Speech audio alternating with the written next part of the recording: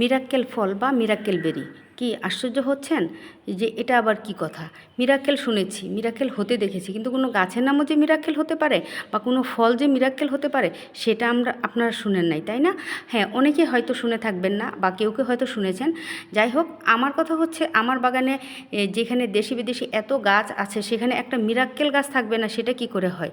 তা তো হতে পারে না। সেই চিন্তা করে আমি মিরাক্কেল গাছটা নিয়ে আসছি। তো এই মিরাক্কেল গাছটা কেন মিরাক্কেল বা ফলটা কেন মিরাক্কেল সেটা বলছি, সাথে থাকেন।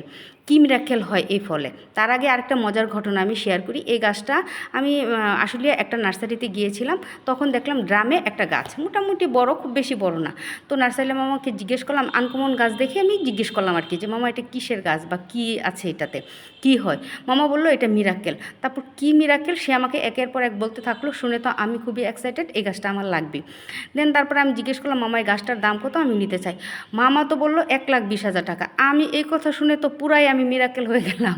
মানে এত দাম, কি বলে, পাগল নাকি?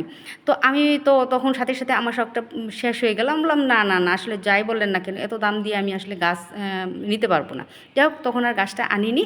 পরবর্তীতে আমার পরিচিত আরেকটা নার্সারিওয়ালা মামা ছিল, সে আমার অনেক গাছ দেয়, তাকে আমি বললাম, বলার পরে বলে আচ্ছা ঠিক আছে, আমি আপনাকে একটা গাছ এনে দেবো। মজার বিষয় হলো, এটাও আমার কাছে মিরাক্কেল লেগেছে, এই গাছটা উনি আমাকে মাত্র 500 টাকা দিয়ে এনে দিয়েছিল। এই গাছটা অনেক ছোটো ছিল, প্যাকেটে মাত্র একটা ডাল ছিল।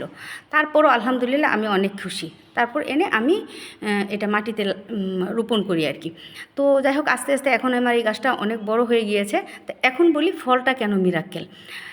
এই ফলটা খাওয়ার পরে আপনারা যদি কোনো টক জাতীয় কিছু খান, সাথে সাথে মিরাক্কেলের মতো মিষ্টি হয়ে যাবে।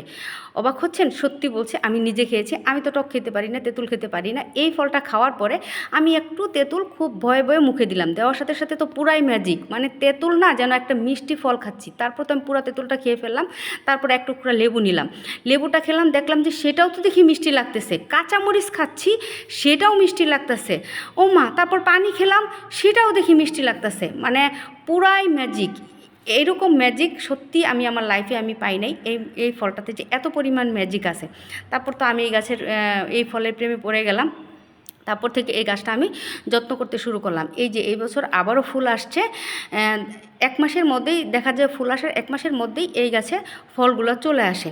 তো আলহামদুলিল্লাহ, আপনারা যারা যারা এই মিরাক্কেল ফলটা খাননি, আপনারা চেষ্টা করবেন মিরাক্কেল ফলটা খাওয়ার পরে আপনারা বলবেন যে আমি আপনাদেরকে সত্যি বলেছি না মিথ্যা বলেছি। এবং এই ফলটা খাওয়ার পরে মিনিমাম 2 থেকে 3 ঘন্টা পুরা মুখের টেস্টটাই আপনার পরিবর্তন করে দিবে। মানে আপনি তখন যাই খান না কেন, আপনার কাছে পুরা মানে মিরাক্কেলের মতো মনে হবে যেন আমি সব কিছুই মিষ্টি মিষ্টি খাবার খাচ্ছি। আর যারা টক খেতে চান কিন্তু খেতে পারেন না ভয়ে, তারা কিন্তু একবার ট্রাই করে দেখতে পারেন। আজকের মতো বাই বাই।